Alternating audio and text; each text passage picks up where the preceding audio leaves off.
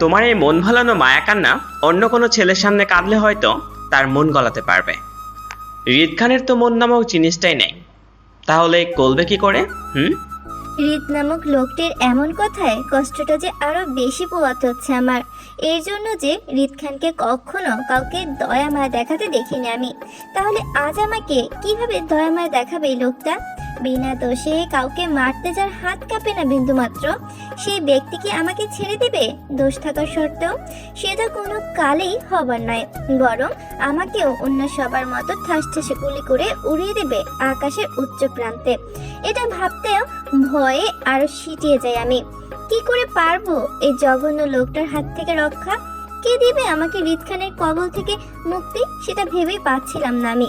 আমার ভয় পাওয়ার ধাপটা যেন এবার আমার শরীরের শিরা উপশিরা বয়ে যাচ্ছে ক্ষণে ক্ষণে। আমি কম্পিত অবস্থায় হিচকি তুলে কান্না করতে করতে ওনাকে বলে উঠি, প্লিজ আমাকে মারবেন না, আমি আপনার সামনে মিথ্যা কান্না করছি না, সত্যি বলছি। বিশ্বাস না হলে আমার মাদার আর কেয়া বসাকে জিজ্ঞেস করে দেখতে পারেন, ওরা বলবে আপনাকে যে আমি সত্যি আপনাকে অনেক ভয় পাচ্ছি। আর কান্নাটাও আমার সেই ভয় থেকেই আসছে, কারণ আমিও গুন্ডে টাইপের লোকদের পছন্দ করি না একদমই। তাই আপনি আমাকে বিশ্বাস করতে পারেন, আমি মায়া কান্না করছি না। কথাগুলো আমি সেদিন নিজের দিকে তাকিয়ে বললেও তখন এতটা বুঝতে পেরেছিলাম আমার কথাগুলো শুনে মুহূর্তেই চুপ করে গিয়ে কপাল কুঁচকে এসেছিল হৃদ খানের। হৃদ খান আমার দিকে বেশ কিছুক্ষণ চুপ করে কপাল কুঁচকে তাকিয়ে থেকে হঠাৎ করে আমার দিকে হালকা ঝুঁকে এসে বলে ওঠে, বিশ্বাস জিনিসটা কোনো কালেই আমার মধ্যে ছিল না। তো বিশ্বাস নামক এই লাইনটা আপাতত আমি বাদ রাখছি তোমার বলা কথাগুলো থেকে। তো এখন মেন পয়েন্টে আসি। সকালের ঘটনাটা মেনে নিলাম তুমি অ্যাক্সিডেন্টলি আমার সামনে এসেছিলে, কিন্তু তোমার দুপুরে আমার সামনে আসাটাকে কি বলবে? তোমার ফ্রেন্ডের পিছনে লুকিয়েছিলে সেটা, আর এখন সোজা আমারই পার্টিতে ঢুকে আবার আমার রুমে চলে এসেছ। তোমার কি মনে হয় হৃদ খানকে বোকা বানানো এতটা সহজ? যতটা সহজে তোমার হৃদ খানকে পছন্দ না সেটা বললে আমাকে এটা খুব সহজ, তোমার কাছে খুব সহজ বলে মনে হয়? হৃদ খানের কথা শুনেই আমি মুহূর্তেই থমকে যাই। এটা ভেবে যে তার মানে হৃদ খান আমাকে দেখে ভেবেছিল আগেই যে আমি দুপুরে ওইখানে দাঁড়িয়েছিলাম বর্ষার পেছনে।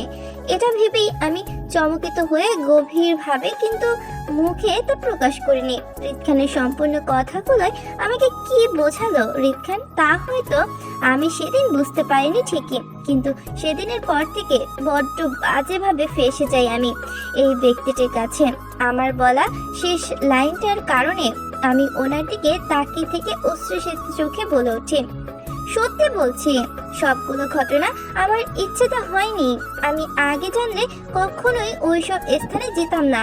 আমি ভয় পাই আপনাদের মতো গুন্ডা টাইপের মানুষগুলোকে, সেজন্যই আপনাকেও না। আমাকে যেতে দিন প্লিজ। আমি আমার বাকি কথাগুলো শেষ করার আগে হৃদ খান সজোরে আমাকে দেয়ালের সাথে চেপে ধরে রুটলি ভাবে রেগে মেগে দাঁতের দাঁত চেপে ধরে। ওনার এমন কাণ্ডে আরো ভরকে যাই আমি, প্রাণটা যেন যা যা অবস্থা। আমাকে দেয়ালের সাথে চেপে ধরার সাথে সাথে হৃদ খানের একটা হাত দিয়ে আমার দুই গাল শক্তভাবে চেপে ধরে ওনার মুখ বরাবর উঁচু করে ধরে আমাকে। হৃদ খানের মুখ বরাবর ধরতেই আমার চোখে পড়ল ওনার টকবগিয়ে ওঠা রক্ত লাল চোখগুলো, যা আমার দিকে নিক্ষেপ করা। পরে আমার চোখে ওনার চোখ রেখে রাগে ঝিঝি করতে করতে বলল, তোকে পছন্দ করতে বলেছে আমাকে, আর আমি গুন্ডা, তাই না? তোর সাহস দেখে আমি অবাক হচ্ছি। আমার সামনে দাঁড়াতে ভয়ে বড় বড় মাফিয়াদের বুক কাঁপে, সেই তুই একটা পিচ্চি হয়ে আমাকে কথা শোনাচ্ছিস যে আমাকে তোর পছন্দ না? ইচ্ছা তো করছে বন্দুকের 6টা থেকে 6টা গুলি তোর কপালে ঢুকিয়ে দেয়, তোর কপালটাই গুলিতে উড়িয়ে দেয়। কি দেই উড়িয়ে? লাফিয়ে ফার্স্ট টাইম কোনো মেয়ে আমাকে পছন্দ নয়, মনে তো চাইছে কি যে করি তোকে। কথা বলেই আমাকে ধাক্কা দিয়ে মাটিতে ফেলে দেয় সাথে সাথে। আমি ওনার হঠাৎ ধাক্কায় তাল সামলাতে না পেরে ফ্লোরে পড়ি উপর হয়ে। তখন তিনি রাগে দেয়ালে সজোরে লাথি মারে। আবারও আমার কাছে এসে আমার এক বাহু চেপে ধরে টেনে তুলে বলে ওঠে, না না না, এই না শব্দটা সহ্য করতে পারছি না আমি। লাইফ, আর সেটাই তো বারবার বলছিস আবার। আর এই নাটা তোর লাইফের সবচেয়ে বেশি বড় ভয়ানক কিছু হবে তোর জীবনে আমাকে বলতে। আমার লাইফে নাটা যে কোনো ক্ষেত্রেই হোক না কেন, আমি হ্যাঁ করে দম নেই, তারপর সেই ব্যক্তিটিকের ওপরে টিকিট ধরিয়ে দেই অনায়াসে আমার না করার জন্য। আর আমাকে না বলার কারণে তোকেও এই সাফারটাই করতে হবে। আর তার শুরুটা এখান থেকে শুরু হলো। All the best. কথাগুলো বলার সাথে সাথেই আমাকে ছেড়ে দেয় সুইমিং পুলের মধ্যে ঠাস করে।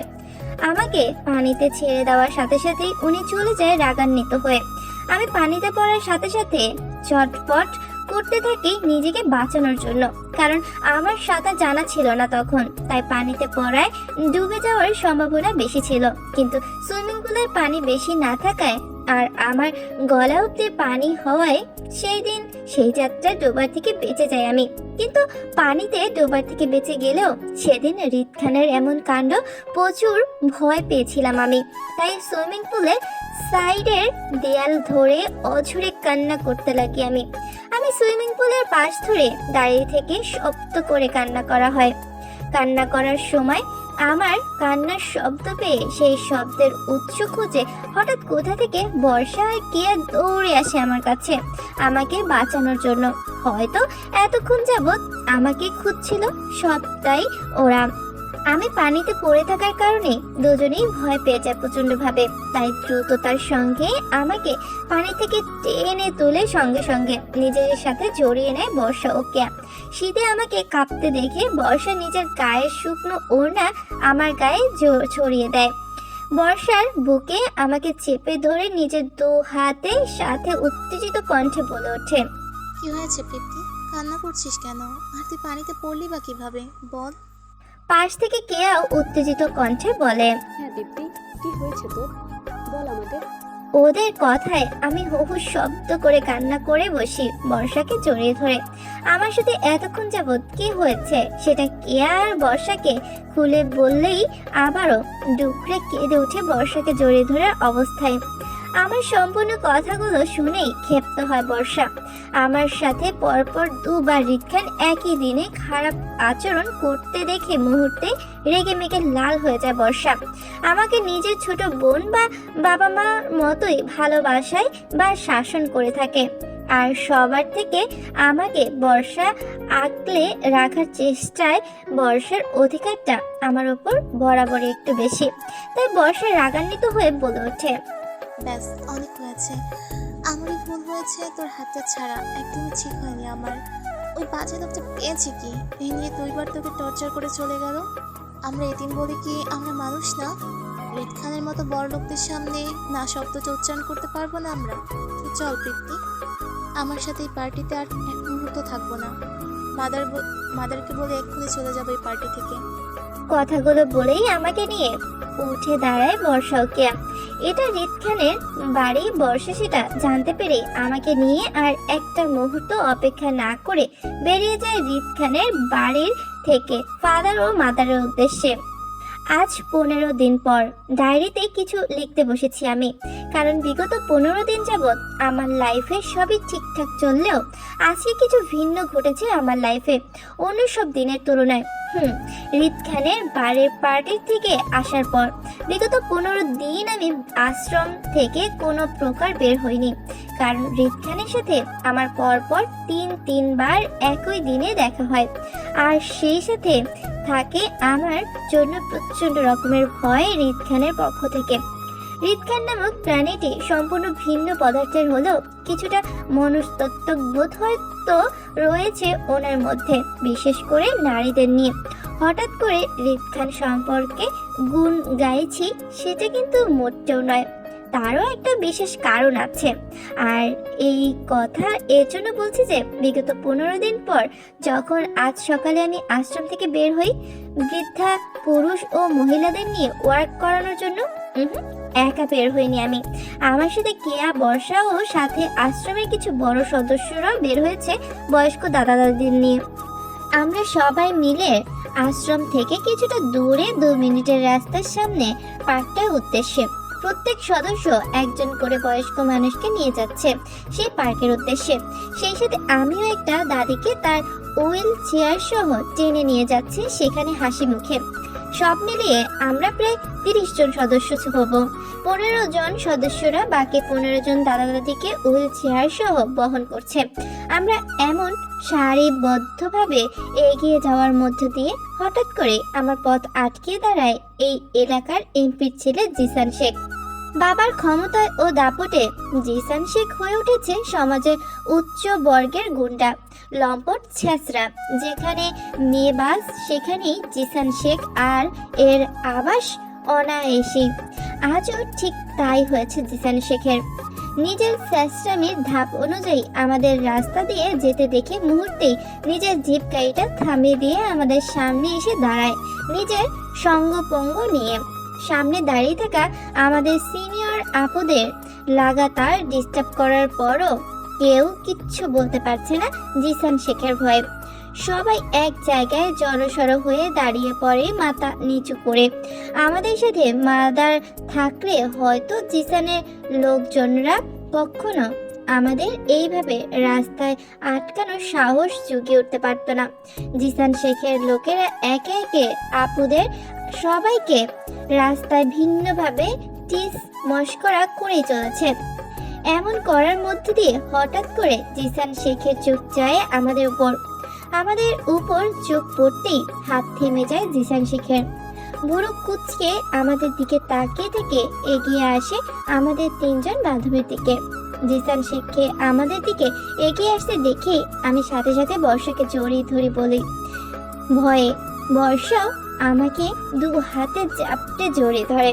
কেউ সাথে সাথে আমাদের দুজনকে জড়িয়ে ধরে শক্ত করে। আমাদের এমন করার মধ্যে দিয়ে জিসান শেখ এসে আমাদের সামনে দাঁড়ায় শীষ বাজাতে বাজাতে। পরে আমাদের 3 জনকে পা থেকে উপর পর্যন্ত দেখে নিয়ে বাঁকা হেসে বলে ওঠে, ওয়াও, আমার এই তিনটা কবুতর জোড়া এতদিন কই ছিল সোনারা? আরো আগে ধরা পড়নি কেন আমার কাছে? কথাটা বলে জিসান শেখ এক হাত উঠিয়ে এক আঙুলে আমাদের 3 জনের গাল ছুঁয়ে ছুঁয়ে স্যালাইড করতে করতে বলে ওঠে, উহ, এত সুন্দর সুন্দর কবুতর জোড়া যে এমন একটা আশ্রমের মধ্যে থাকতে পারে সেটা তো আমার জানাই ছিল না। ব্যাপার না, এখন জানতে পেরেছি। তাই রোজ আসবো কবুতর জোড়াগুলোকে পোষণ করতে, খাওয়ার জন্য। জিসান শেখের এমন নোংরা ইঙ্গিতের মানে বুঝতে পেরে উপস্থিত সবাই কেউ কিচ্ছু বলছে না, উল্টো নীরবে দাঁড়িয়ে থাকে। আর আমরা 3 আরো ভয়ে ছিটিয়ে যাই। আর বর্ষা জিসানের কথায় রাগান্বিত চোখে তাকায় জিসানের দিকে আর সাথে সাথে বলে ওঠে, মিস্টার জিসান শেখ, আপনি আপনার গুঞ্জামি অন্য কোথাও গিয়ে দেখান, আমাদের সামনে নয়। আমরা আজই গিয়ে আপনার নামে আমাদের ফাজারের কাছে বিচার দিব। তিনি দেখে নেবেন আপনার মতো লোকদের। বর্ষার আঙ্গুল দেখিয়ে কথা বলায় ক্ষেপে যায় জিসান। সে ক্ষিপ্ত হয়ে সাথে সাথে বর্ষাকে টেনে তার সাঙ্গ পাঙ্গ দিয়ে জোরে মারে আর বলে ওঠে আজ রাতের পাখি নাকি এটা ধরে রাখতে তাদের কাছে। বর্ষাকে নিয়ে যেতেই চিৎকার করে উঠে আমি আর কেয়া। জিসান শেখ পেছন ফিরে আমাদের দিকে তাকাতে চুপ করে যায়, সাথে সাথে আমাদের দিকে তাকিয়ে থেকে। আমার মুখটা এতক্ষণ যাবৎ বর্ষার বুকে চেপে ধরার কারণে জিসান শেখ হয়তো ঠিক করে দেখতে পারেনি, কিন্তু বর্ষার প্রতিবাদী গলায় বলা ও বর্ষাকে আমার কাছ থেকে নিয়ে যাওয়ার সাথে সাথেই আমার সম্পূর্ণ মুখটা দেখতে পারে জিসান শেখ। আমাকে দেখে এগিয়ে এসে আমার সামনে ঘাড় বাঁকা করে দাঁড়িয়ে পড়ে আমাকে দেখতে দেখতে। আমি জিসানকে এমন করতে দেখে সাথে সাথে জড়িয়ে ধরি কিয়াকে ভয়ে। আর সামনে থেকে বর্ষা ওদের হাতে আটকা থাকার অবস্থায় চিল্লিয়ে বলে আমাদের কাছে না আসতে ও বর্ষাকে ছেড়ে দিতে। বর্ষা কোনো কথাই জিসানের শেখের কান অব্দি পৌঁছায়নি, কারণ জিসানের মাথায় ঢুকছে অন্য কিছু। তাই জিসান শেখ আমার চারপাশে ঘুরে ঘুরে আমাকে তীক্ষ্ণ দৃষ্টিতে দেখতে দেখতে আমার সামনে এসে দাঁড়ায়। পরে নিজের এক হাত বাড়িয়ে আমার বেনি করা চুল টেনে ধরে নিজের সামনে এনে দাঁড় করায়। আমি ভয়ে কান্না করতেই থাকি, নিচের দিকে তাকিয়ে থেকে না জানি কি হয় এরপর। জিসান শেখের মতো বাজে লোকের নজরে পড়া মানে নিজের জীবনটাই নষ্ট হয়ে যাওয়া। আমাদের কি হয় সেটা এই মুহূর্তে কেউ বলতে পারছে না, কারণ সবাই আমার মতো করে চুপচাপ দাঁড়িয়ে আছে। আর শুধু বর্ষা লাগাতার চিৎকার করে বলছে আমাকে না ছোঁয়ার জন্য। বর্ষার এমন চিৎকার উপেক্ষা করে জিসান আমার বেনি করা হাঁটু অবধি চুলগুলো নিজের হাতে পেঁচাতে পেঁচাতে আমাকে নিজের কাছে টানতে থাকে আর বিশ্রীভাবে বলতে থাকে, সোনা, তোমাকেই আমার প্রয়োজন। তোমাকে দেখে তো এই জিসান শেখ পাগল হয়ে যাওয়া টাইপ। এখন কি হবে বলো তো? এখন তো তোমাকে জিসান শেখের সাথে যেতে হবে, তাই না? চলো, তোমার বান্ধবীর সাথে সাথে তোমাকেও টাইম দেব মন ভরে। তবে তোমাকে শুধু আমি টাইম দেব, অন্য কেউ নয়, কারণ তুমি আমার মন ছুঁইছো। তাও লাইফের ফার্স্ট টাইম কোনো মেয়ে সেটা করেছে। আজকে থাকার পর যদি কারো ভালো লাগে তো বিয়ে করে নেব তোমাকে, সিম্পল। এখন চলো। কথাটা বলে হাতটা বাড়িয়ে আমার হাতটা ধরতে যাবে, তার আগে কেউ পাশ থেকে জিসান শেখের হাতটা চেপে ধরে শক্ত করে। তারপর আমার সেই ব্যক্তির পেছন দিয়ে সে আমার সামনে এসে দাঁড়ায়। জিসানের হাতটা চেপে ধরার অবস্থায় আমি নিজের সামনে কাউকে দাঁড়াতে দেখি কান্না করে দিই, ভয়ে ছুটতে হিতে জ্ঞান হারিয়ে ফেলি। নিজের দু হাত সেই ব্যক্তির দুই সাইডের কোট আঁকড়ে ধরি শক্ত করে আশ্রয়স্থলের জন্য। আমাকে এমন করতে দেখে বিন্দু মাত্র আমার সামনে থাকা ব্যক্তিটি ঘাড় ঘুরিয়ে আমাকে এক পলক দেখে নিয়ে আবারও রাগান্বিত চোখে তাকায় জিসান শেখের দিকে। পরে দাঁতের তাঁত চেপে ধরে খেপে বলে ওঠে, তুই ভুল জায়গায় তোর নজর ও হাত দুটাই বাড়িয়েছিস। এটার জন্য তোকে খুব বেশি ভুক্তভোগী হতে হবে। আর সেটা কিভাবে, সেটা তুই নিজেই বুঝতে পারবি।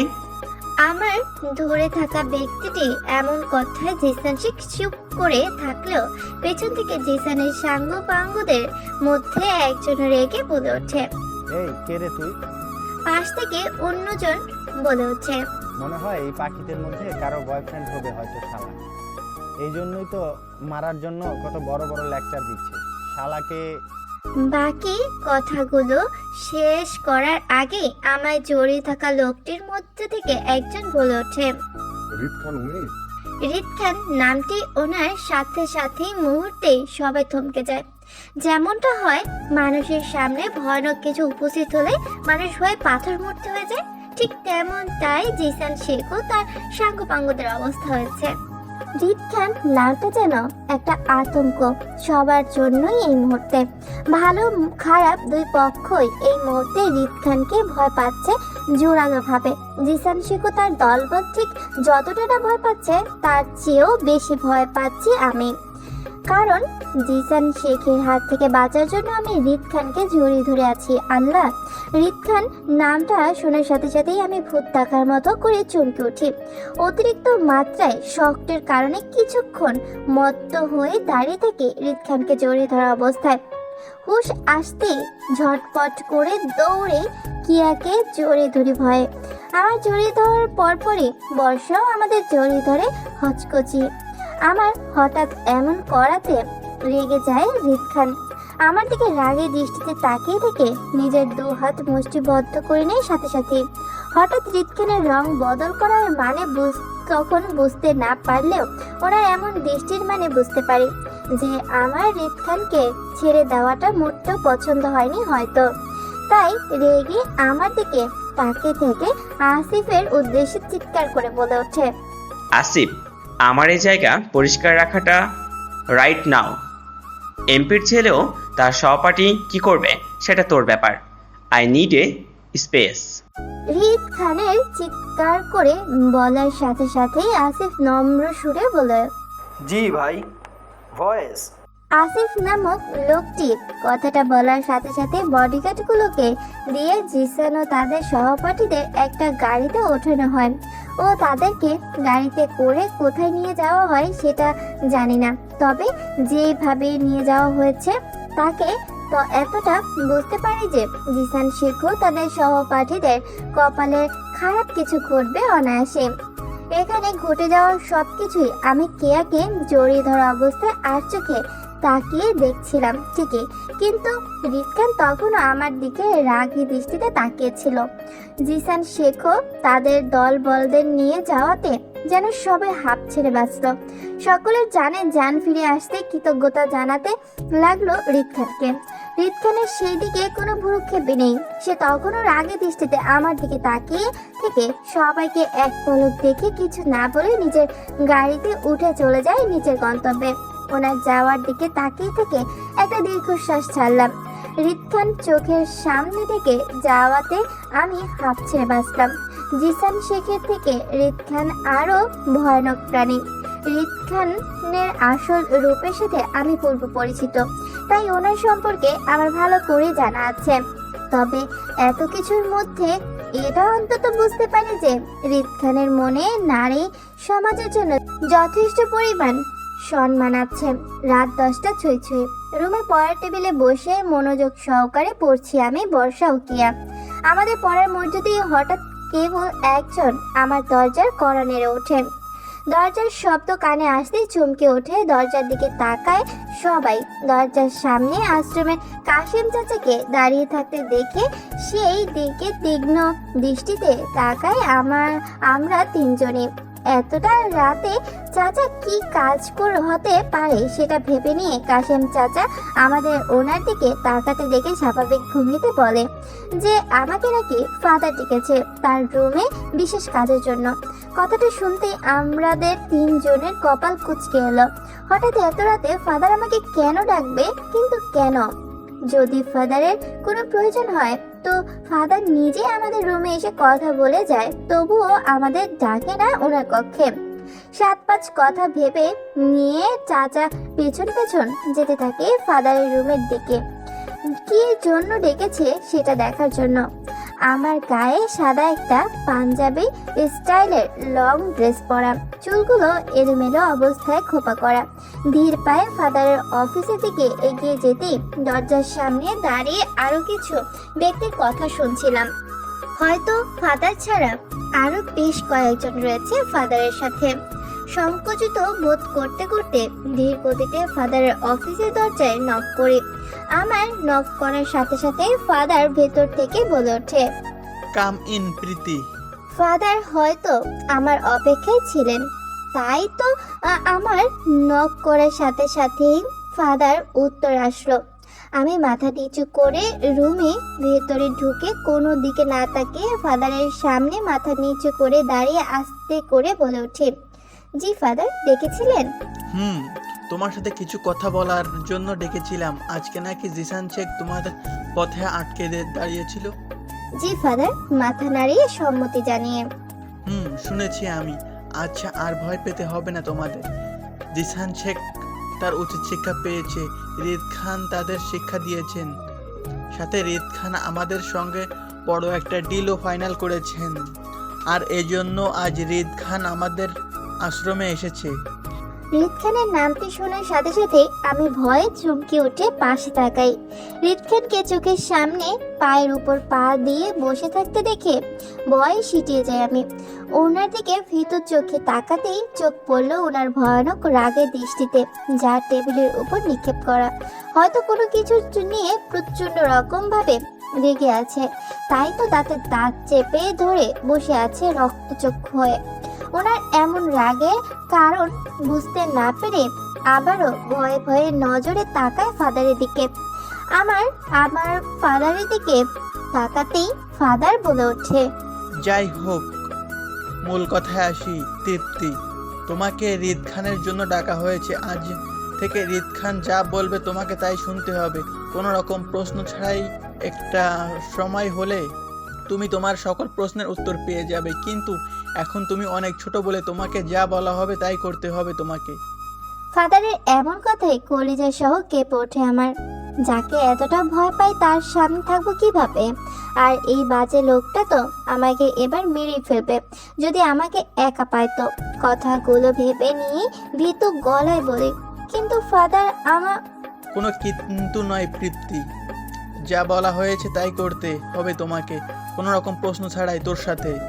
ফাদারের বাকি কথাগুলো শেষ করার আগে হৃদ খানের স্ট্রং হয়ে দাঁড়িয়ে বলে ওঠে, মিস্টার বার্ট, আপনার কথা যদি শেষ হয়ে থাকে তো আমি এবার রুমে যেতে চাই আপনার স্টুডেন্ট নিয়ে।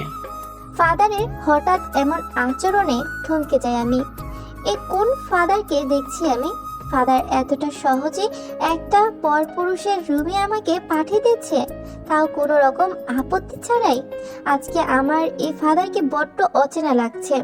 মনে হচ্ছে আমি যে ফাদারকে চিনি সেই ফাদার আমাদের চেনা ফাদার নয়, সে অন্য কেউ একজন। মনে হচ্ছে আমি কোনো এক মিথ্যা জালে ফেসে আছি ফাদার নামক ব্যক্তিটির মাধ্যমে। ফাদারের কথা মতো এক বুক কষ্টে জর্জরিত হয়ে রিত খানকে আশ্রমের একটা ভিআইপি রুমে নিয়ে যাই আমি রিত খানকে নিয়ে রুমে ঢুকতে ঠাস করে পেছন থেকে রুমের দরজায় আটকিয়ে দেয় রিত খান।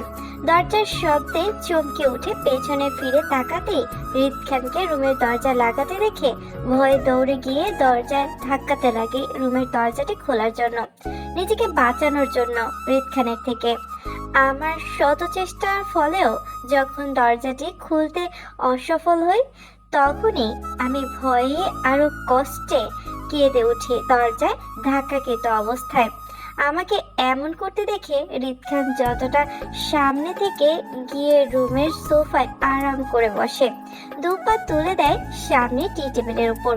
পরে ডোন্ট কেয়ার ভাব নিয়ে মনোযোগ সহকারে আমার কাণ্ড দেখতে লাগে যে আমি আর কি করতে পারি এখান থেকে ছোটার জন্য।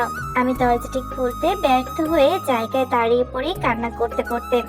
আমাকে কান্না করতে দেখে রিত খান আগের ন্যায় বসে আমার দিকে তাকিয়ে থেকে বলে ওঠে, কি ড্রামা দোল?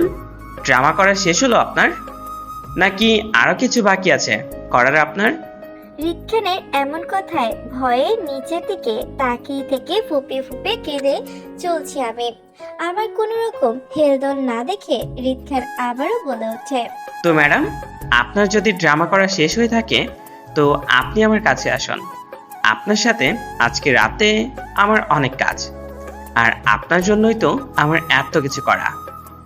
আপনি আমার লাইফে যদি না আসতেন তাহলে হয়তো আমি আপনার লাইফে আসতাম না, কিন্তু কি আর করার বলুন? আপনিই তো জোরপূর্বক চলে এসেছেন আমার লাইফে, তাই আমাকেও বাধ্য হয়ে আপনার সাথে থাকতে হচ্ছে। কি করব বলুন? হিসাব নিকাশ মিলাতে তো হবেই আপনার সাথে আমার, তাই না? আমি বেশ ছোট হওয়ায় রিত খানের এমন বেখেয়ালিপনা কথার মানে আমি তখন বুঝতে না পারলেও এতটা অন্তত বুঝতে পেরেছিলাম যে আজকে রাতে আমার সাথে খারাপ কিছুই ঘটবে অনায়াসে, যা এই রিত খান আমার সাথে করে থাকবে।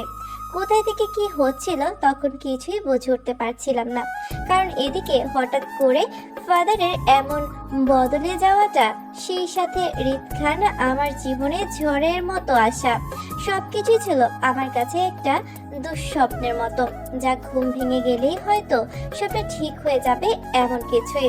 তখন একটা মুহূর্তের জন্য এতটা অস্থির হয়ে পড়ে যে কি করব কিছু ভেবে না পেরে হিতাহিত জ্ঞান হারিয়ে পাশে থাকা ফুলের টপটা হাতে নিয়ে প্রাণপূর্ণ শক্তিতে সাথে সাথে রিত খানের দিকে ছুঁড়ে মারি। কারণ এই মুহূর্তে শুধু আমার মাথায় রিত খানে আমার সাথে করার সব কাণ্ডগুলোই মনে হচ্ছে, সেই সাথে ওনার বলা আমাকে সমস্ত কথাগুলো। আমার আকস্মিক আক্রমণে রিত খান খানিকটা ভরকে গিয়ে দ্রুততার সঙ্গে সাথে সাথে পাশে ঝুঁকতে গিয়েও ওনার হাতের মধ্যে ফুলের টপটা লেগে যায় প্রচণ্ড বাজে ভাবে, যার কারণে রিত খান এক হাতটা কেটে গিয়ে সেখান থেকে ঝরঝর করে রক্ত ঝরতে লাগে ভীষণ ভাবে। রিত খান নিজের কাটা হাতটা ঝেড়ে নিয়ে আমার দিকে তাকায় রক্ত লাল চোখে, যার মানে হলো আমার এমন কাণ্ড ওনার মোটেও পছন্দ হয়নি ওনার। কিন্তু আমার কি করার, আমি ওনার এমন লাল লাল চোখ অপেক্ষা করে আবারও পাগলের মতো করে অন্য একটা ফুলের টপ নিয়ে ওনার দিকে ছুঁড়ে মারতে নেই। তার আগেই রিত খান দ্রুততার সঙ্গে এগিয়ে এসে আমার হাত থেকে ফুলের টপটা ফেলে দিয়ে সাথে সাথে আমাকে ওনার কোলে তুলে নিয়ে বিছানার উপর ছুঁড়ে মারে প্রাণপূর্ণ শক্তিতে। আমাকে বিছানা ফেলার সাথে সাথেই উনিও আমাকে উপর চেপে ধরে শক্ত করে, যার কারণে আমি শত চেষ্টা করেও বিন্দু মাত্র নড়াচড়া করতে পারিনি রিত খানের হাতে বাঁধা অবস্থায়। আমি নড়াচড়া করতে না পেরে শব্দ করে কান্না করে বসি। এতে করে উনি আমার দিকে ক্ষিপ্ত হয়ে তাকিয়ে থেকে দাঁতে দাঁত চেপে বলে ওঠে, আমাকে এমন কিছু করতে বাধ্য করে না, সেটা আমি এখন অবধি করিনি। আমাকে হিংস্রতায় নিয়ে যেও না প্রীতি, তাহলে সেই হিংস্রতা ভুক্তভোগী হতে হবে তুমি নিজেই। নিজের মাথাটা চালিও না। তুমি আমার কাছে এখনো সেফ আছো, কিন্তু আমার কথা মতো কাজ না করলে বেশিক্ষণ সেফ থাকবে না। ট্রাস্ট মি, তোমার সাথে কিছু ঘটলে তোমার পাশে দাঁড়ানোর মতো কেউ থাকবে না, কারণ তুমি যাদের ভালো মানুষ ভাবো তারা দুনিয়ার সবচাইতে অমানুষ প্রাণী। তাই বলছি, বেশি উড়াউড়ি করো না, সেইটা আমার পছন্দ না, কারণ আমি ভালো মানুষ না। তাই ভালো কিছু করা আমার কাছে আশা করো না। যাই বলি সেটা শুনে থাকবে, যা করতে বলি সেটাই করে থাকবে, কোনো রকম কথা ছাড়া। কথাগুলো বলেই আমাকে ধাক্কা মেরে ছেড়ে দেয়, বিছানায় শুয়ে পড়ে স্ট্রং হয়ে। আর আমি ওনার এমন সব কথা বা কাজের মানে বুঝতে না পেরে জায়গায় শুয়ে থেকে ফুপিয়ে কেঁদে উঠি। আমাকে ফুপাতে দেখে উনি রাগে কটমট করতে করতে উচ্চস্বরে বলে ওঠে, মেয়েদের প্যাস প্যাস করে কান্না করা কোনো কালাই পছন্দ না আমার। কান্না হলে পরে নিজের রুমে বসে ইচ্ছা মতো কান্না করবে, কিন্তু আমার সামনে কখনোই কান্না করবে না। ওনার এমন কথায় মুহূর্তে চুপ করে গিয়ে উঠে বসি। পরে ধীর গতিতে বিছানা থেকে নামতেই যাব, তার আগে হৃদ খান নিষিদ্ধ সুরে বলে ওঠে, বিছানা থেকে একটা পা যাতে নিচে না যায়। যদি চাই তো আমার থেকে খারাপ আর কেউ হবে না। আমার পা টিপবে তুমি সারা রাত, তাই তোমাকে এখানে আনা হয়েছে। চুপচাপ পা টিপবে, আমি ঘুমাবো। ওনার এমন কথায় আমি মুহূর্তে চমকে উঠি। তার মানে ওনার কোনো খারাপ উদ্দেশ্য ছিল না, আমার সাথে শুধু ওনার সেবা করার জন্য আমাকে এখানে আসা হয়েছিল, আর আমি ওনাকে আঘাত করলাম। কথাটা ভেবে আর চোখে হৃদ খানকে একবার দেখে নিয়ে আস্তে করে ওনার পায়ের কাছে বসে পা টিপতে থাকে আস্তে আস্তে, আর উনি আবেশি নিজের চোখ দুটো বন্ধ করে নেয়। তবে হৃদ খানের পা দুটো অনেক বেশি সুন্দর, আমার চিন্তা ভাবনার বাহিরের সুন্দর। আর সুন্দর হবেই বা না কেন, হৃদ খান প্রাণীটা যে অনেক বেশি সুন্দর। আমার এমন সব চিন্তা ভাবনার সাথে আমি মনোযোগ সহকারে ওনার পা দুটো অনেকক্ষণ ধরে টিপতে থাকি। ওনার পা টিপতে টিপতে আমার দুহাত ব্যথা হয়ে যাচ্ছে, তবুও থামতে বলছে না হৃদ খান। আমি অসহ্য হয়ে তারপরও টিপতে লাগলাম। আমি হৃদ খানের পা টিপতে টিপতে ওনার পায়ের উপর থেকে কিছুটা প্যান্ট উপরে উঠিয়ে দেই, যার কারণে আমি ওনার হালি পায়ের উপর টিপতে গিয়ে আমার কাতুকুতু লাগছে ভীষণভাবে, যার কারণে আমি বারবার হেসে উঠছি আর এক হাতে অন্য হাত বারবার ঘষা দিচ্ছে। আমার বারবার এমন করে হেসে ওঠার কারণে হঠাৎ নড়াচড়া করে ওঠে হৃদ খান। পরে ঘুম চোখে আমার দিকে কপাল কুঁচকে তাকাতেই আমি অপরাধী কণ্ঠে বলে উঠি, আপনার পায়ে পশম তো অনেক বেশি, তাই তো আমার কাতুকুতু লাগছে বড্ড, সেই জন্যই তো আমি বারবার হাসছি। আমার এমন কথায় হৃদ খান এক দৃষ্টিতে আমার দিকে কিছুক্ষণ তাকিয়ে থেকে হঠাৎ করে উঠে বসে আমার কোলের উপর মাথা দিয়ে শুয়ে পড়ে ঘাপটি মেরে। আর আমি হৃদ খানের এমন আচরণে মুহূর্তে পাথরের মূর্তির মতোই হয়ে যাই অতিরিক্ত শক্তের কারণে। বোবার মতো কিছুক্ষণ মত্ত হয়ে বসে থেকে হঠাৎ নড়ে চড়ে উঠি আমি ওনার আমার কোলের উপর মাথা দিয়ে শোয়ার জন্য। নিজের কোল থেকে ওনার মাথাটা সরানোর চেষ্টা করতেই উনি নড়ে চড়ে উঠে আমার পেটের মধ্যে নিজের মুখটা চেপে ধরে সাথে সাথে নিজের দু হাতে আমার কোমর শক্ত করে জড়িয়ে ধরে নিষিদ্ধ কণ্ঠে বলে ওঠে, ডিস্টার্ব করো না তো। এমনিতেই লাস্ট কিছুদিন যাবৎ আমার ঘুমের সমস্যা হচ্ছে তোমার জন্য, আর এখন আবার শুরু করছো। আমাকে ঘুমাতে দিবে নাকি কি করছো? উনি আমার পেটের মধ্যে মুখ গোজাতেই আমি খিলখিল করে হেসে উঠি কাতুকুতুর জন্য। বড্ড বেশি কাতুকুতু লাগছে। আমি হাসতে হাসতে ওনাকে উদ্দেশ্য করে বলে উঠি, আপনি কি করছেন? আমার কাতুকুতু লাগছে তো। খারাপ মানুষ, আমাকে ছাড়ুন না বলছি। হাসতে হাসতে হৃদ খানকে হালকা ধাক্কা দিতে দিতে কথাগুলো বলে আমি। আমার খিলখিল করে হাসির শব্দ শুনতেই হৃদ খান নিজের মাথাটা তুলে আবারও আমার হাসি মাখা মুখের দিকে তাকায় করুণ দৃষ্টিতে। কিছুক্ষণ তাকিয়ে থাকার পরপরই করুণ কণ্ঠে বলে ওঠে, আমাকে বারবার ঘায়েল করে তুমি যে ছাড় পাবে তা কিন্তু মোটেও নয়। তাই গাটা যত বেশি গাঢ় হবে তার যন্ত্রণা তত বেশি বেদনাদায়ক হবে। আঘাত করবে আমাকে আর তার ব্যথা ভোগ করবে তুমি। ছোট বলে যে ছাড় পাবা তা কিন্তু হবার নয় সোনা। ওনার এমন মার প্যাচ বেখেয়ালি কথায় কিছু বুঝতে পারিনি আমি। কোথায় থেকে কি বলছে সেটা বুঝতে না পেরে গোল গোল চোখ করে তাকিয়ে থাকি ওনার দিকে। আমাকে গোল গোল চোখে তাকাতে দেখে হৃদ খান আবারও বলে ওঠে, কি যেন বললে তুমি তখন? আমি খারাপ মানুষ তাই তো? ঠিক বলেছ, আমি বেশ খারাপ। তোমার চিন্তা ভাবনার বাইরে খারাপ আমি। তাই তোমার এই খারাপ মানুষটা নামক আমি বেশ পছন্দ হয়েছে। তুমি এই নামে আমাকে ডাকতে পারো, আমার কোনো সমস্যা নাই। ওকে, এবার আমাকে ঘুমাতে দাও, আর কোনো রকম ডিস্টার্ব চলবে না কিন্তু। কথাগুলো বলেই আবারও আগের ন্যায় ওনার মুখটা চেপে ধরে আমার পেটের মধ্যে। আর ওনার আমাকে এমন করে চেপে ধরার মুহূর্তে আমি কেঁপে কেঁপে উঠছি ওনার নিঃশ্বাসের গরম তাপে, যা আমার পেটের মধ্যে ওঠানামা করছে বারবার। আমি কম্পিত অবস্থায় কাঁপা কাঁপা গলায় বলে উঠি, প্লিজ আমাকে যেতে দিন। আমি বর্ষা ও কেয়ার কাছে যাব। আমি এখানে থাকবো না, আমার ভয় করছে এখানে। এতটা ভয়ানক জায়গা থেকেও তোমার ভয় করে না? আর আজকে তুমি সেফ জায়গায় আছো, সেটা তোমার ভয় করছে? মানে? কিচ্ছু না, আপাতত এখান থেকে যেতে পারো না তুমি। তাই চুপচাপ আমার মাথায় হাত বুলিয়ে দাও, আমি ঘুমাবো। এমনিতেই বেশ কয়েকদিন ঘুমাতে পারছিলাম না তোমার জন্য, আর এখন একটু শান্তিতে ঘুমটা আসছে, সেটা তুমি ডিস্টার্ব করছো কেন? তোমার কি আমাকে কিছুতেই ডিস্টার্ব করাটা জরুরি? কেন এতটা জ্বালাও তুমি আমাকে? ধমক সরে বলে ওঠে, এত কি করো কেন পিচ্ছি একটা? যা বলছি তাই করো, আমার মাথায় হাত বুলিয়ে দাও চুপচাপ, নয়তো আমার চাইতে খারাপ আর কেউ হবে না। কথা না শুনলে কি হবে জানেন তো তুমি পিচ্ছি। ওনার এমন ধমক সুরের কথা শুনে মুহূর্তে চুপ করে যাই আমি। কিছু বলতে গিয়েও বলতে পারিনি ওনার ভয়ের কারণে। আমি খানিকটা ইতস্তত বোধ করতে করতে ওনার মাথায় হাত বুলিয়ে দিতে থাকি ধীরে ধীরে। তীব্র ঘুমের তাড়নায় আমি একটা সময় ওনার মাথায় হাত বুলিয়ে দিতে দিতে আস্তে করে ঘুমিয়ে পড়ি ওনার ওপর কপাল ঠেকিয়ে। সকালে ঘুম ভাঙতেই আমি নিজেকে কারো বুকের উপর আবিষ্কার করে প্রথমে আমি বুঝতে না পেরে স্বাভাবিক ভঙ্গিতে নড়ে চড়ে উঠে আবারও তাকে জড়িয়ে ধরে শুয়ে পড়ি বর্ষা ভেবে।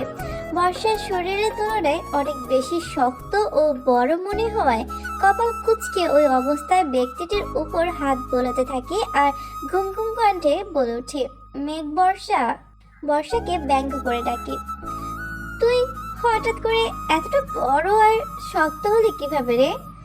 এতটা শক্ত কেন তুই? যেমনটা ছেলে ছেলে ভাব। আমার কথায় হৃদ খান কর্কশ কণ্ঠে বলে ওঠে, আমার বুকে সারা রাত ঘুমিয়ে সকালে উঠে মেঘ বর্ষা হয়ে গেছে। ওয়াও! হৃদ খানের কণ্ঠ শুনে মুহূর্তে ভুলে যাওয়া বিষয়গুলো একে একে মনে হতেই তড়িৎ গতিতে লাফিয়ে উঠে বসি ওনার বুকের উপর থেকে। সম্পূর্ণ বিষয়টি বুঝতে পেরে সাথে সাথে নিজের চোখ নামিয়ে নেই ওনার উপর থেকে। কি করব বুঝতে না পেরে ইতস্তত বোধ করতে থাকি ওনার সামনে বসে থাকা অবস্থায়। আমাকে ইতস্তত বোধ করতে দেখে উনিও আমার সাথে সাথে উঠে বসে আমার দিকে তীক্ষ্ণ দৃষ্টিতে তাকিয়ে থেকে কপাল কুঁচকে বলে ওঠে, আপনাকে আমার সেবা করার জন্য এই রুমে এনেছি আমি। আপনি আমার সেবা না করে উল্টো আমাকে নিজের সেবায় নিয়োজিত করে রেখেছেন সারা রাত, তা কি আপনি জানেন? ওনার এমন কথায় আমি কৌতূহল চোখে তাকাই ওনার দিকে। উনি আমার কি সেবা করেছেন সেটা জানার জন্য নিজের মাথা নাড়িয়ে অসম্মতি জানাই, যার অর্থ না আমি জানি না। আমাকে মাথা নাড়িয়ে অসম্মতি জানাতে দেখে উনি আমাকে ব্যঙ্গ করে বলে ওঠে, ওয়াও! তা জানবেন কেন আপনি? আর কথা ছিল আমার ঘুমানোর পর আপনি সারা রাত বসে বসে আমার সেবা করবেন লাগাতার। আপনি সেটা না করে উল্টো নিজেই ঘুমিয়ে পড়েছেন আমার ওপর। আচ্ছা, ঘুমানোটা পর্যন্ত না হয় ঠিক ছিল, কিন্তু ঘুমের মধ্যে কেউ এতটা নড়াচড়া করে? সিরিয়াসলি?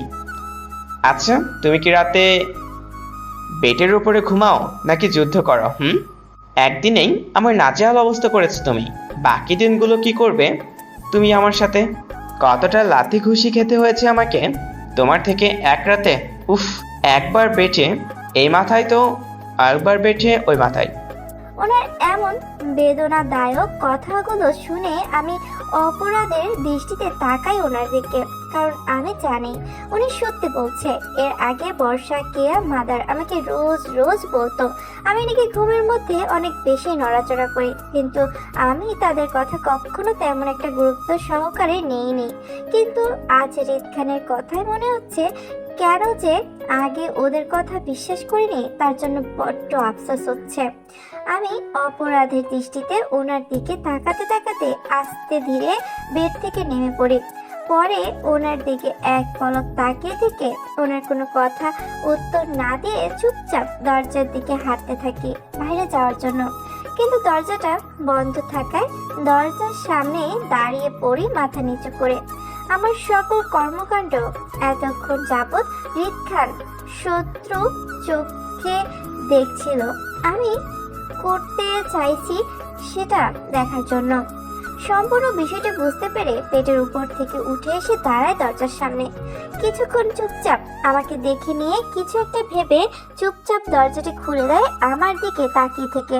দরজাটি খোলা পেয়ে কোনো দিকে না তাকে সোজা নিজের রুমের দিকে দৌড় লাগায়, চোখ মুখ খিচে। আমাকে রিদ খানের রুম থেকে বের হতে দেখে অনেকে, তারা সবাই আমার দিকে সন্ধ্যার দৃষ্টিতে তাকিয়ে থাকে। চারপাশ থেকে নানান সব কথা শুনতে হচ্ছে আমাকে রিদ খানকে নিয়ে।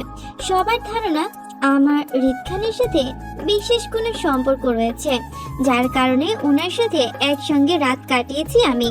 আমার বয়সটা বিশেষ একটা না হলেও সবার নানান সব কথা এতটা অন্তত বুঝতে পারি যে সবাই আমাকে খারাপ চোখেই নিচ্ছে।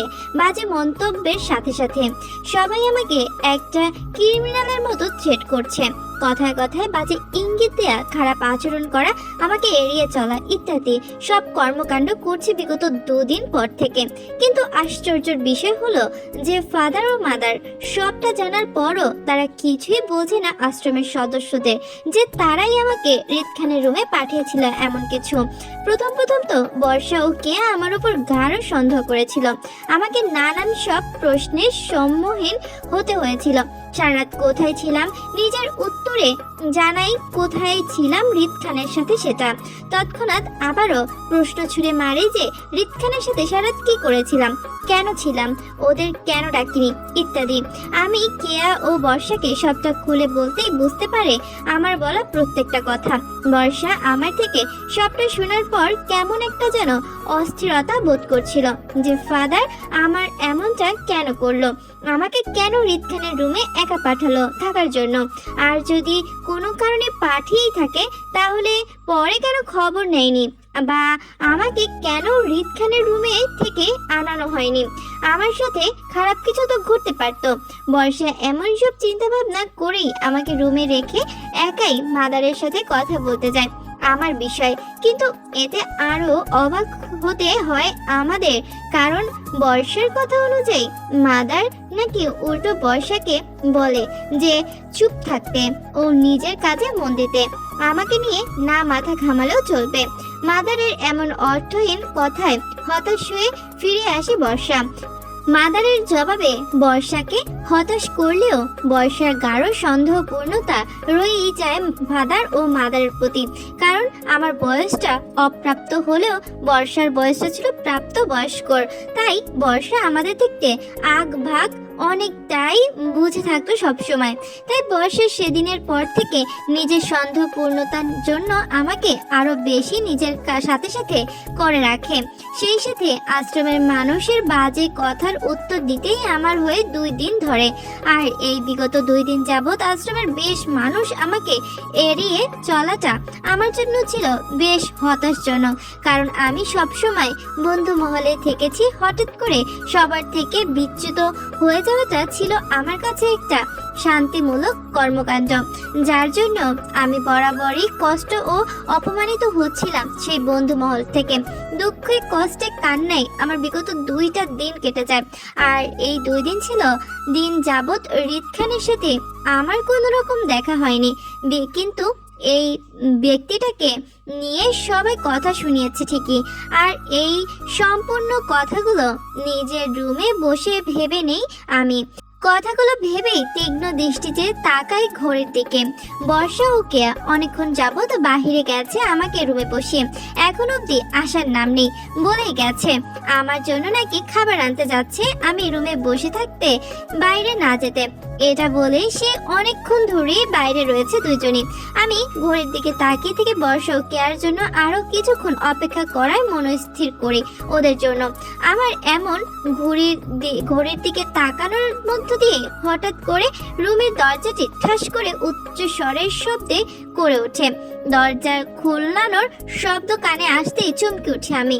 বর্ষা ও কেয়া এসেছে ভেবে সাথে সাথে দরজার দিকে তাকাই আমি, কিন্তু দরজার সামনে দাঁড়িয়ে থাকা ব্যক্তিটিকে দেখে আটকে উঠে দাঁড়িয়ে উত্তেজিত কণ্ঠে দ্রুত বলে উঠি, এই আপনি এখানে? আমার এমন কথায় রিতখান তীক্ষ্ণ দৃষ্টিতে আমার দিকে তাকিয়ে থেকে এগিয়ে আসতে আসতে বলে ওঠে, কেন, অন্য কাউকে আশা করেছিলে নাকি? ওনার এমন কথা মেজাজ খারাপ হয়ে যায় আমার, তাই হিটে মেজাজে বলে উঠি, ঠিক তাই। এখানে কেন এসেছেন? কেন, এখানে আসতে গেলে কি কি তোমার পারমিশন নিতে হবে আমার? হ্যাঁ, নিতে হবে। খারাপ লোকটা এই জানতো আপনি এখান থেকে? আমার এমন কথায় রিতখান দায়সারা ভাব নিয়ে উত্তরে বলে ওঠে, ডাকছো খারাপ লোক আর বলছো ভালো কাজ করতে, সেটা কি করে হয় বলো? খারাপ লোক তো খারাপ কাজই করবে, তাই না? ভালোটা কি করে করি বলো তো? ভালো মানুষের গুণ হয় সবার কথা শোনা, যেটা তুমি এখন বললে এখন থেকে চলে যেতে। আমি ভালো হলে ঠিকই যেতাম চুপচাপ, কিন্তু আফসোস খারাপ লোক তো, তাই আপাতত যেতে পারছি না। তাই এখানে যেটা করতে এসেছি সেটাই করি এখন, কেমন? ওনার এমন কথা মুহূর্তেই ভয়ে চুপসে যাই আমি, কারণ আমি এক মুহূর্তের জন্য ভুলে গিয়েছিলাম ওনার গুন্ডামির কথাগুলোর আগে। তাই আগের কথাগুলো মনে করে একটা শুকনো ঢোক গেলে ওনার দিকে ভয়ে ভয়ে তাকিয়ে থেকে ভয়াত্মক কণ্ঠে বলি, আপনি আমার সাথে এমন করছেন কেন? আমি আপনার কি ক্ষতি করেছি যার জন্য আপনি আমাকে এতটা শাস্তি দিচ্ছেন? আপনি জানেন আপনার জন্য আমাকে সবার কাছ থেকে কতটা বাজে কথা শুনতে হচ্ছে? সেই দিনের রাতের জন্য সবাই আমাকে কতটা খারাপ খারাপ কথা শোনাচ্ছে আপনাকে নিয়ে। আমি নাকি আপনার সাথে রাত কাটিয়েছি আপনার টাকার জন্য। কেন করেছেন আপনি আমার সাথে খারাপ এতটা আচরণ? সম্পূর্ণ কথাগুলো ওনাকে বলতে বলতে আমার চোখে টলমলো করে পানিতে। তখন আমার চোখ দুটো অশ্রুসিক্ত থাকলেও রিতখানের চোখে ছিল গাঢ় রহস্য। উনি আমার দিকে তাকিয়ে থেকে বাঁকা হেসে রহস্যজনক ভাব নিয়ে বলে ওঠে, এই তো আমি চেয়েছিলাম। ওনার এমন কথায় মানে আমি কিছুই বুঝতে না পেরে বলে উঠি, মানে? উনি আবারও রহস্যময় ভাব নিয়ে বলে ওঠে, তোমাকে আরো অনেকটা পথ পাড়ি দিতে হবে এই লাঞ্ছনার সাথে। এতে আমার কিছু করার থাকবে না, কারণ আমি নিজেই চাই এমনটা হোক তোমার সাথে। আর এটা কেন চাই সেটাও তোমাকে বলতে বাধ্য নয়। এখন চুপচাপ চলো আমার সাথে। কথাটা বলেই আমার হাত চেপে ধরে টানতে টানতে নিয়ে যেতে লাগলো নিজের সাথে। আমি নিজেকে ওনার হাত থেকে বাঁচানোর জন্য প্রাণপূর্ণ শক্তিতে ছোটার চেষ্টা করেই চলেছি, তারপরে ওনার শক্তির সাথে বিন্দু মাত্র পেরে উঠছিলাম না। উনি আমাকে আশ্রমের সবার সামনে দিয়ে টানতে টানতে নিয়ে যাচ্ছিল ওনার গাড়ির দিকে, আর আমি চিৎকার করছিলাম ওনার হাত থেকে বাঁচার জন্য। আমার এমন কান্নায় আশ্রমের সবাই শুধু তাকিয়ে তাকিয়ে দেখছিল। কেউ কিচ্ছু না বলে আমাকে টেনে হেঁচড়ে নিয়ে যেতে দেখে কোথাও থেকে বর্ষাও গিয়ে দৌড়ে আসে, দাঁড়ায় রিতখানের সামনে। রিতখানের পথ আটকিয়ে পরে বর্ষার চোখ মুখ লাল করে সাহসী কণ্ঠে রেগে রিতখানকে উদ্দেশ্য করে বলে ওঠে, আপনি রিতখান বলে যেখানে সেখানে গুন্ডামি করে বেড়াবেন, আর সেটা আমাদের মেনে নিতে হবে? সেটা কখনোই হবার নয়। আপনি তৃপ্তির হাতটা ছাড়ুন, অসভ্য লোক, নয়তো আমার থেকে খারাপ কেউ হবে না। বর্ষার এমন কথায় রিতখান রেগে দাঁতে দাঁত চেপে ধরে বলে উঠল, আল্লাহ জবান দিয়েছে বলে যেখানে সেখানে সে জবান খরচ করছেন না মিস, বিশেষ করে আমার মতো লোকের সামনে নয়। কারণ এই জবানটা বন্ধ করতে আপনার জিভটা ছিঁড়ে ফেলতেও আমার 2 মিনিট লাগবে না মিস। আর আপনার থেকে কে খারাপ হতে পারে সেটা আমি দেখতে চাই। কথাটা বলেই রিদ খান তার পেছনে থাকা আসিফকে ডেকে তাকে উদ্দেশ্য করে বলে ওঠে, আসিফ, এই তুই মিসকে গাড়িতে তোল। জি ভাই। কথা বলেই রিদ খান আমাকে কোলে তুলে নেয় আর আসিফ নামক লোকটি বর্ষা ও কেয়া অন্য বডিগার্ড দিয়ে ধরিয়ে জোর করে অন্য একটি গাড়িতে তুলে নেয়। আমার এমন বিপদের মধ্যেও কেউ এগিয়ে আসেনি, সবাই রিদ খানের ভয়ে চুপ করে জায়গায় দাঁড়িয়েছিল। বন্ধ দরজার ভেতরে বসে আছি আমি, কেয়া ও বর্ষা। স্বাভাবিক অবস্থায় বসে আছি সেটা কিন্তু মোটেও নয়, হাত পা বাঁধা অবস্থায় বসিয়ে রেখেছে রিদ খান আমাদের চেয়ারের সাথে। বন্ধ দরজার ভেতরে বসিয়ে রাখলেও রুমটি কিন্তু অন্ধকার নয়, ভরপুর লাইটিং এর সাথে বসিয়ে রেখেছে আমাদের রিদ খান বিশাল বড় একটি রুমের ভেতর। যাক, জমক রুমটি দেখে মনে হচ্ছে এটি কোনো আলিশান বাড়ি হবে কারো, আর এই কাউকে ও রিদ খানই হবে, আর এই কাউকে ও রিদ খানই হবে, কারণ আমাদের চারপাশে ভরপুর বডিগার্ড রয়েছে রিদ খানের। তাই আমি অনায়াসেই বলতে পারি এটি রিদ খানেরই অন্য একটি বাড়ি।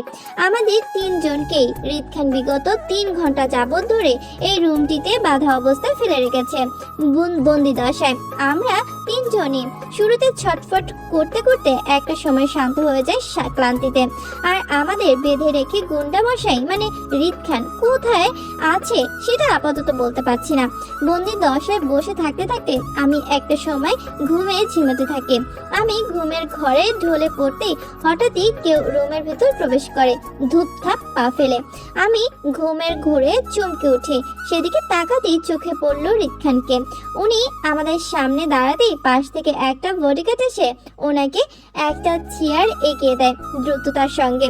উনি সেই চেয়ারটা পায়ের উপর পা তুলে আমাদের উদ্দেশ্য করে প্রশ্নসিক্ত কণ্ঠে বলল, তোর ম্যাডাম চটপট করা শেষ নাকি আরো কিছুক্ষণ লাগবে হাত পা নাড়াচাড়া করার জন্য, এখান থেকে ছাড়া পাওয়ার জন্য?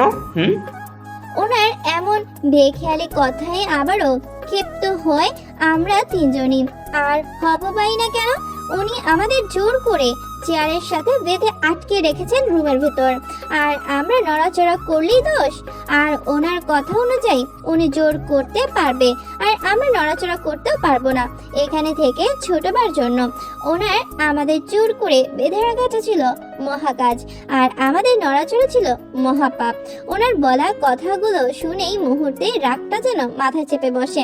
আমি সেই রাগের বশে রিদ খানকে কিছু বলতেই যাব, তার আগে পাশ থেকে বর্ষা ক্ষিপ্ত সুরে রিদ খানকে উদ্দেশ্য করে বলে ওঠে, রিদ খান, আপনার মনে হচ্ছে না আপনি আমাদের সাথে একটু বেশি বেশি করছেন? আশ্রম থেকে তুলে এনে এখানে বেঁধে রেখেছেন জোর করে, সাথে একের পর এক ভয় দেখিয়ে চলেছেন তৃপ্তিকে শুরু থেকে, আর এখন আপনি তৃপ্তির সাথে সাথে আমাদেরকেও ভয় দেখাতে চাইছেন। এটা কেন করছেন আপনি? আমরা জানতে চাই। আপনার এত কেন উত্তর দিতে বাধ্য নয় আমি মিস, কারণ এইটা গেম, আর আমার এই গেমের প্রথম চালটাই হলো আপনার ফ্রেন্ডকে দিয়ে মানে মিস তৃপ্তিকে দিয়ে, আর এখন আপনারা দুজন অংশীদারি হয়ে গেলেন এই গেমের। ওনার এমন কথায় আমরা তিনজনই ঘাড় ও দৃষ্টিতে ওনার দিকে তাকিয়ে থেকে একসঙ্গে বলে উঠি, মানে? মানে? ও, বেশ কৌতূহল দেখছি সবার চোখে, এরপর কি হয় সেটা নিয়েই তো, তাই তো? যাই হোক, তবে হ্যাঁ, খুব ইন্টারেস্টিং কিছু হতে চলেছে আপনাদের সাথে। রিদ খানের এমন ঘোর প্যাচ কথায় কিছুই বুঝতে না পেরে ঘোর আপত্তি জানায় বর্ষা। তাই রেগে উত্তেজিত হয়ে উচ্চস্বরে সে বলে ওঠে, আপনি আমাদের সাথে কি করতে চাইছেন সেটা স্পষ্ট ভাষায় কেন বলছেন না? কেন আটকিয়ে রেখেছেন আমাদের এখানে? রিদ খান বিরক্তি ভাব প্রকাশ করে বর্ষাকে উদ্দেশ্য করে দাঁতে দাঁত চেপে বলে ওঠে, আপনি বেশি চেঁচামেচি করেন না মিস, যেটা আমার মোটেও পছন্দ না। সবসময় নিজের জবান কন্ট্রোলে রাখবেন মিস বর্ষা, আর নয়তো আমি বেশিক্ষণ নিজেকে কন্ট্রোলে রাখতে পারবো না। এমনটা যাতে না হয় আপনার জবানের সাথে সাথে নিজের জীবনটাও হারাতে হয় আপনাকে। বর্ষাকে সাথে দেখে আমি সাথে সাথে রাগান্বিত ফেস করে বলে উঠি, আপনি আমাদের মারতে চাইলে আমরাও আপনাকে ছেড়ে দিব না, খারাপ লোক। তোকে ছাড়তে কি বলেছে আমাকে? আমি তো চাই তুই আমাকে ধরেই রাখো, আমি কিছু বলবো না তোমাকে। আর বাকি রইল তোমার ফ্রেন্ড বর্ষা, তারও ব্যবস্থা আমি করে রেখেছি আগে থেকেই। আজকের পর থেকে সে কখনো আর আমার সাথে চেঁচামেচি করে কথা বলতে পারবে না। কথাগুলো বলেই আসিফকে শব্দ করে ডেকে বলে আমাকে আর কেয়াকে এই রুম থেকে নিয়ে যেতে, বর্ষাকে একা রিত খানের সাথে রুমের ভেতর রেখে যেতে, সেই সাথে রুমের সবগুলো বডিগার্ডকেও বাইরে চলে যেতে বলে। রিত খানের এমন কথায় তখন কলেজা কেঁপে ওঠে আমাদের তিনজনেরই। রিত খান বর্ষার সাথে খারাপ কিছু করবে এটা ভেবে আমার তিনজনে চিৎকার করে ওনার কাছে বলেছি এমন কিছুই উনি বর্ষার সাথে না করতে, কিন্তু রিত খান আমাদের কোনো কান্নায় পাত্তা না দিয়ে বডিগার্ড দিয়ে আমাকে ও কেয়াকে রুম থেকে বের করে নেয় অন্য একটা রুমে নেওয়ার জন্য। আমরা রুম থেকে বের হতেই রিত খান রুমের ভেতর থেকে দরজাটি আটকে দেয় উচ্চ শব্দ করে, আর আমাদের সাথে সাথে ভেতর থেকে বর্ষা ননস্টপ চিৎকার করছে রিত খানের থেকে বাঁচার জন্য।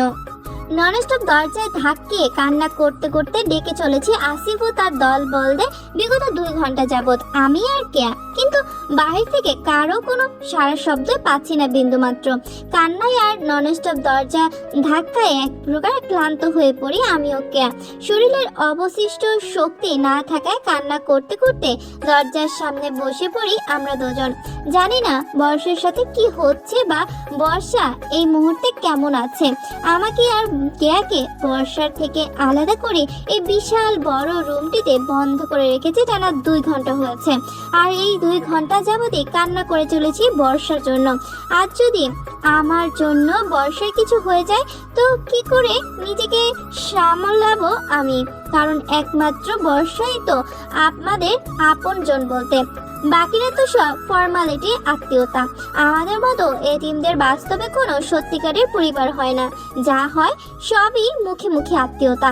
আমরা এত সব মুখ আত্মীয়তার মাঝেও একজনই ছিল যে আমার জন্য সকল বিপদে আমার পাশে দাঁড়িয়েছে, বাবা মায়ের মতো বর্ষা। আর সে বর্ষাই আমার জন্য কথা বলতে গিয়ে এত বড় বিপদের সম্মুখীন হতে হয়েছে ওকে।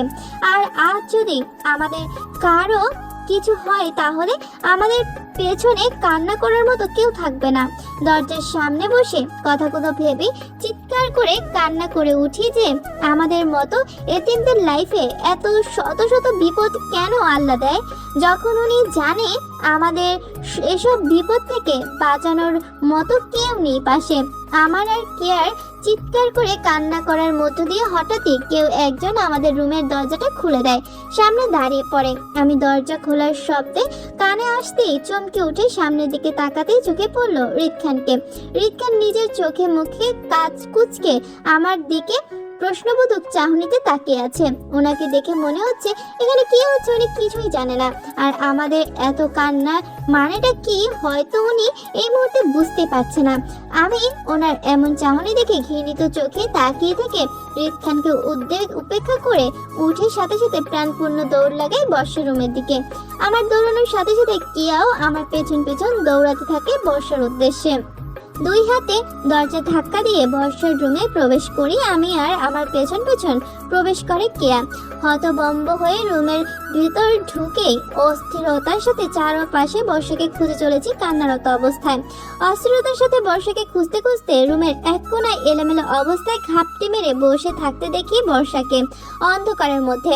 বর্ষাকে চোখে পড়তেই দৌড়ে গিয়ে বর্ষার সামনে বসে পড়ি হাঁটু গেড়ে। আমার সাথে সাথে কেয়াও বর্ষার পাশে হাঁটু গেড়ে বসে পড়ে। বর্ষাকে এলোমেলো অবস্থায় দেখে কলিজা কেঁপে ওঠে আমার। আমি মুহূর্তে 2 হাত বর্ষাকে জড়িয়ে হু হু শব্দ করে কান্না করে উঠে উচ্চ স্বরে। আমি বর্ষাকে জড়িয়ে ধরতেই বর্ষাও আমাদের দুজনকে একসাথে জড়িয়ে নিয়ে কান্না করে ওঠে শব্দ করে। বর্ষাকে কি বলে সান্ত্বনা দিয়ে বোঝাবো সেই ভাষাই এই মুহূর্তে আমার কাছে নেই। আমি নিজেকেই বাক্যহীন প্রাণীতে পরিণত হয়েছি, তাই চুপচাপ কান্না করেই চলেছি বর্ষাকে জড়িয়ে ধরে। আমার এমন কান্নার মধ্য দিয়ে হঠাৎই বর্ষা আমাদের ছেড়ে দিয়ে ব্যস্ততার সহিত আমাকে আর কে ভালো করে দেখে নিয়ে আচমকাই আমার দুগাল আঁকড়ে ধরে ব্যস্ত হয়ে পড়ে হচ্ছে। তোর কিছুই হবে না তৃপ্তি, আমি আছি তো তোর পাশে। তোর বোন, তোর বর্ষা, সব ঠিক হয়ে যাবে। এবার আর আমরা একা নই, আমাদের পিছনে লোক আছে যারা আমাদের সেফ করবে। তোর কিছুই হবে না, আমি হতে দিব না। বর্ষার উত্তেজিত হওয়া কণ্ঠে কথাগুলো শুনে মুহূর্তেই চুপ করে যায়। বর্ষার এই মুহূর্তে কি হয়েছে সেটাই বুঝতে পারছি না। আমার একটা মুহূর্তের জন্য বুক ফেটে কান্না আসছে বর্ষার জন্য। হয়তো বর্ষা রিদ খানের সাথে আজকে ঘটনার জন্য পাগল টাইপ হয়ে কিছু হয়ে গেছে, তার জন্য তো বর্ষা নিজের ক্ষতিটা দেখতে না পেরে আমাকে বাঁচানোর কথা বলছে। আমি তো ঠিকই আছি, কিন্তু বর্ষা যে ঠিক নেই সেটা বুঝতে পারছি না। বর্ষাকে এমন করতে থেকে পাশ থেকে কান্না জড়িত কণ্ঠে কেয়া বর্ষাকে উদ্দেশ্য করে বলে ওঠে, বর্ষা প্লিজ, তুই শান্ত হ। তৃপ্তি ঠিক আছে, ওর কিছু হয়নি। তুই প্লিজ নিজেকে শান্ত কর।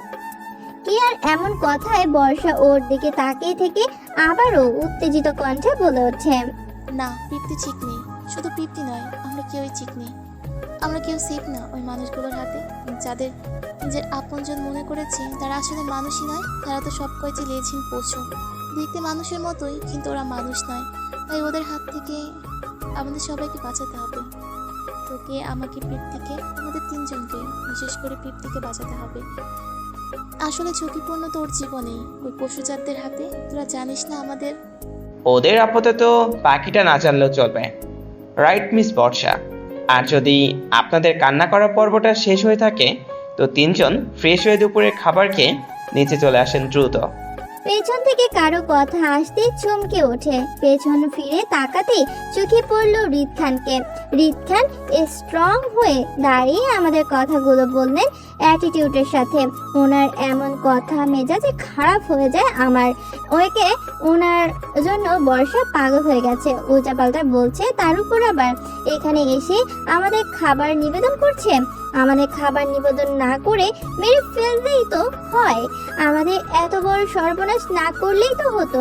আমি রাগান্বিত ফেস নিয়ে ওনাকে কিছু বলতেই যাব, তার আগেই বর্ষা আমাকে আর কেয়াকে ফেলে রেখে দৌড়ে গিয়ে রিদ খানের সামনে হাঁটু গেড়ে বসে দু হাত জোর করে ননস্টপ লাগাতার ওনাকে শুক্রিয়া ও ধন্যবাদ জানিয়ে চলেছে। বর্ষাকে সত্যিটা সাথে পরিচয় করানোর জন্য রিদ খানকে। রিদ খান বর্ষাকে কি এমন সত্যি জানালো তা জানি না, তবে বর্ষা হঠাৎ এমন করতে দেখে আমি আর কেয়া চমকে উঠি, দাঁড়িয়ে পড়ি হা হয়ে সেদিকে তাকিয়ে থেকে। আর এটা ভাবতে থাকি যে কি এমন হয়েছে রুমের ভিতর যে একদিনেই বর্ষার মতো মেয়ে রিদ খানের ফ্যান হয়ে গিয়েছে পুরো দমে। আর যাই হোক, হয়তো খারাপ কিছুই ঘটেনি বর্ষার সাথে, এটা ভেবে স্বস্তির নিঃশ্বাস ফেলে আমি। কারণ যদি খারাপ কিছু ঘটতো তাহলে এতক্ষণ হয়তো বর্ষা অনেক কিছু করে ফেলতো নিজের সাথে। কিন্তু এত কিছুর মাঝেও একটা কিন্তু থেকেই যায় যে বর্ষাকে 2 ঘন্টা যাবত রিদ খান কি এমন সত্যি বললো যার কারণে বর্ষার মতো মেয়ে রিদ খানকে বিশ্বাস করতে শুরু করেছে। আর বর্ষাও বা আমাদের কি বলতে চেয়েছিল যা রিদ খানের জন্য বলতে পারেনি, বর্ষাকে থামিয়ে দিয়েছে।